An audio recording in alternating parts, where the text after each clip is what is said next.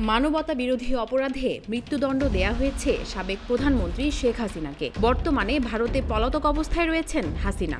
ইতিমধ্যেই বাংলাদেশের অন্তর্বর্তী সরকারের আইন উপদেষ্টা আসিফ নজরুল জানিয়েছেন, হাসিনাকে ফেরাতে চেয়ে ভারতের কাছে আবারও চিঠি দেবেন তারা। তবে আসল প্রশ্ন হচ্ছে, বিচারের সম্মুখীন হতে ভারত তাকে বাংলাদেশের কাছে ফেরত দেবে কিনা। ভারত এবং বাংলাদেশের মধ্যে একটি বন্দি প্রত্যর্পণ চুক্তি রয়েছে। এই চুক্তি অনুযায়ী আদালতের রায়ে প্রত্যর্পণ করানোর মতো অপরাধ করে থাকলে সংশ্লিষ্ট ব্যক্তিকে এক দেশ অপর দেশের হাতে তুলে দেবে। 2024 সালের ডিসেম্বরে হাসিনাকে ফেরত চেয়ে নয়াদিল্লিকে কূটনৈতিক চিঠি বা ভার্বাল নোট পাঠিয়েছিল মোহাম্মদ ইউনূসের নেতৃত্বাধীন বাংলাদেশের অন্তর্বর্তী সরকার। ওই চিঠির প্রাপ্তি স্বীকারও করেছিল ভারত। তবে শেখ হাসিনাকে ফেরত দেয়নি ভারত।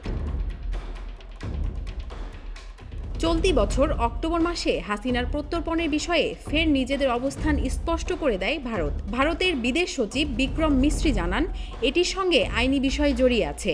উভয় দেশের মধ্যে তা নিয়ে আলোচনা হতে পারে। তিনি আরও বলেন, আমি শুধু এটুকুই বলতে পারি যে এটি একটি বিচার বিভাগীয় এবং আইনি প্রক্রিয়া।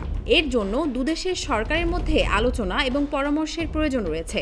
ভারতীয় গণমাধ্যম আনন্দবাজার বলছে, বন্দি প্রত্যর্পণ চুক্তির মধ্যে থাকা বেশ কয়েকটি শর্তের জন্যই ভারত হাসিনাকে ফেরাতে বাধ্য নয় বলে মনে করছেন দেশটির বিশেষজ্ঞরা। এই প্রসঙ্গে যাদবপুর বিশ্ববিদ্যালয়ের আন্তর্জাতিক সম্পর্ক বিভাগের অধ্যাপক অনিন্দ্য জ্যোতি মজুমদার বলেন, ভারত হাসিনাকে ফেরাতে বাধ্য নয়, কারণ বাংলাদেশের সঙ্গে ভারতের প্রত্যর্পণ সংক্রান্ত চুক্তি থাকলেও সেখানে এমন কিছু শর্ত রয়েছে যার জন্য নয়াদিল্লি সেটি মানতে বাধ্য নয়।